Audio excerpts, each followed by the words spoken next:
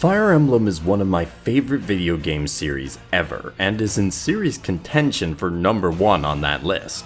Every game, then, is an event for me, and Fortune's Weave follows in that path.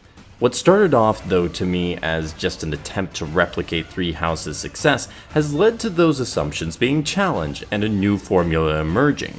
Some of those twists seem excellent, others not so much, but at the core is the strategy game that I fell in love with, and that alone has me excited to see what this new game in the series has to offer. Fire Emblem Fortune's Weave is a strategy RPG developed by Intelligent Systems and published by Nintendo. It is the 18th mainline entry in the series and the first since Fire Emblem Engage came out in 2023. Fortune's Weave takes place in the same world as Three Houses, but on the continent of Dagda instead of Fodlan, and the majority of the game serves as a sequel to Three Houses. Fortune's Weave will be the first game in the series to release exclusively for the Switch 2. Fire Emblem Fortune's Weave comes out on September 17th, 2026. In the capital city of Daxian of the Dagdan Empire, a contest is held called the Heroic Games. These games are sponsored by the Divine Sovereign, and the winner of the games is granted a specific wish by the Sovereign. Fortune's Weave follows 4 of the people trying to win said Heroic Games.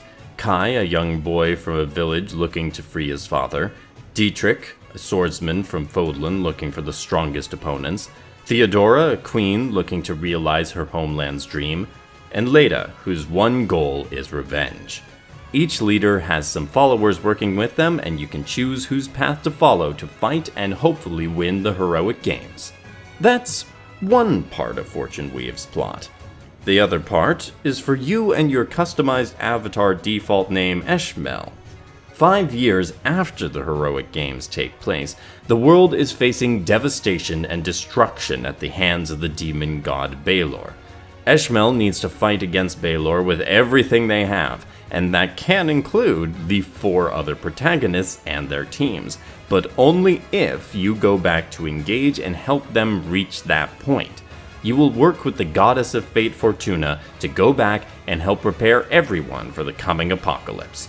You can complete anywhere from 0 to all 4 of the routes, and the more routes you do, the more powerful your future army will become. Initially, when I saw there was a time skip, I really thought they weren't diverting far from the Three Houses formula, which isn't necessarily bad, but I've seen what happens when other games, including in this very series, have reused mechanics that worked in one entry without thinking about why they worked and falling flat on their faces when trying to recreate them. Fortune's Weave has appeared to sidestep this by reframing the multiple routes and the time skip into a mechanic to make all the paths link up and important to an ultimate final goal. I also really like that you can do all of the paths in a single save file and can jump between the characters' paths at your will. I'm unsure exactly how I will play it, but having the option is cool to me. Despite my admittedly mixed feelings about another avatar character functioning as a main character to the story, the actual written main characters do have me intrigued, especially Leda. I think the story shows a lot of potential, and my faith in the story direction thus far improved after the recent direct. It also helps that the hands-on previews have had a lot of good to say about the story and writing so far.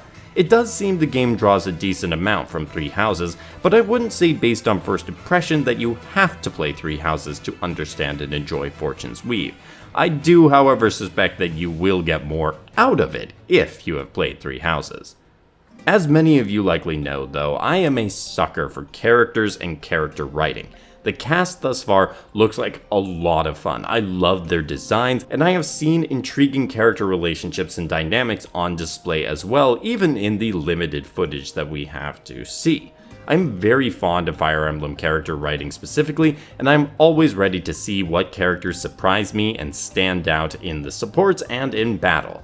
You best believe there will once again be a top 10 character list for Fortune's Weave, and I suspect that it will be a difficult one to narrow down because this appears to also be a very large cast in addition to being a colorful group. When it comes to battle, the core elements remain the same from the past Fire Emblem games. You have your team arrayed out on a square grid map, you will move all your units, and then the enemy will move theirs. Most missions appear to have the objectives of defeating all units or defeating a leader unit, and you engage in combat when you attack an enemy with a chance to hit, chance to crit, and the damage you will do, and the enemy may be able to counterattack. If a unit falls in battle, they are removed from your army permanently, so make your moves wisely.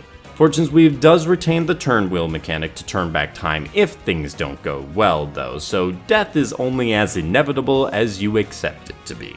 You will encounter obstacles and terrain differences that can change how you engage enemies or give bonuses/penalties to characters' evasion and other stats. There's a number of different weapon types. For melee, you have swords, axes, spears, and gauntlets. For ranged attacks, you have bows and magic. Each weapon breaks after a certain number of uses, and you can sacrifice additional uses to perform powerful combat arts. Certain weapons are better against certain opponents, such as bows being extra effective against flying units. Each unit has a class that determines things from movement range to what weapons they can use, and as you level up, you will gain stats depending on your character's stat growths. By building relationships within your army, characters can get a boost from standing near each other based on those support levels. All of those are features that have appeared in one or more Fire Emblem titles previously, but Fortune's Weave is not done with just the bare bones. One of the mechanics of Fortune's Weave's combat includes blaze arts for the four main protagonists. I wouldn't be surprised if Eshmel has one too. These blaze arts are particularly powerful abilities exclusive to the character that costs a character's soul to cast. What they mean by that is that it takes HP to perform the arts, so it is a major risk and reward since it is a game over if you lose your protagonist. This next change is not so much an overall change as the class progression between beginner, specialty, and advanced classes remains similar to how it worked in Three Houses, but the class names definitely have changed. I liked how they embraced the Colosseum aesthetic for the class names, such as Gladiator taking the place of Mercenary, or Cataphract taking the Great Knight's place. The combat is still very similar to the familiar gameplay formula that has been refined over decades of tactical play. I'm hopeful that Fortune's Weave will bring some strong gameplay, especially coming off of Engage's fantastic combat.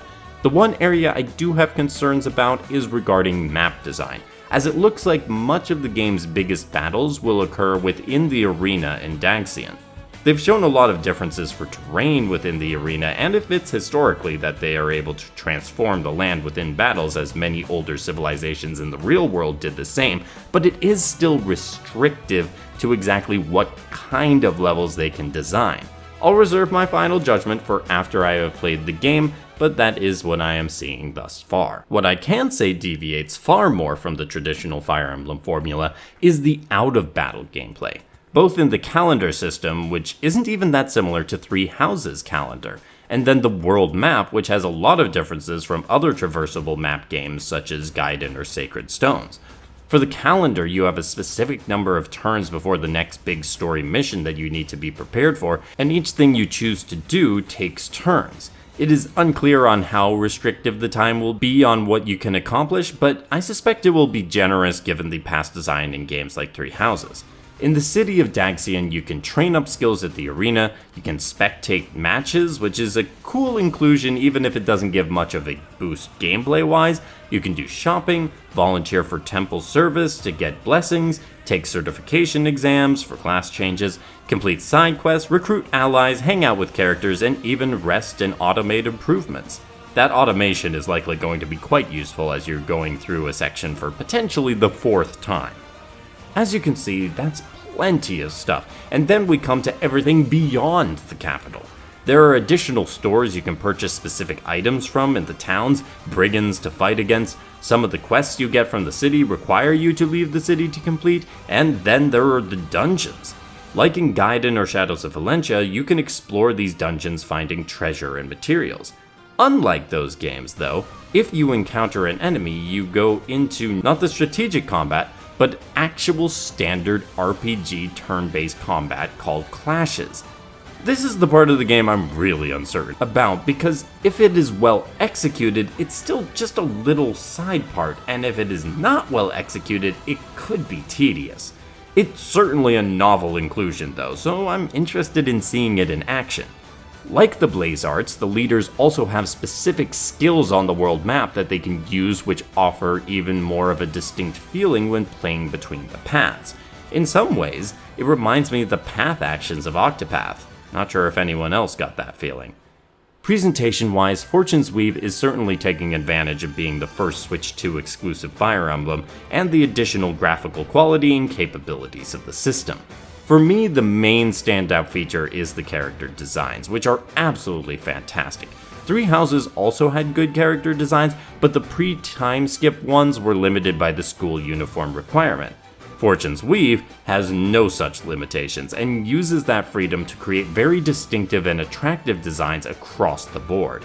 The architecture and environments look solid as well, although like my concerns with the map design, the reliance on the Colosseum as a location for battles does make me a little concerned about the breadth of locations and environmental design we will get to see. One thing that hadn't been standing out to me as much, but definitely is now, is the music. We were lucky enough to hear more of it in the direct and through other avenues, and it sounds great. I'm not sure if we're back to 3DS era Fire Emblem quality for music, but every song I've heard thus far has been a banger. As for voice acting, it'll be more telling when we hear them fully, but everything has sounded good so far, and the voice actors I know among the cast are quality.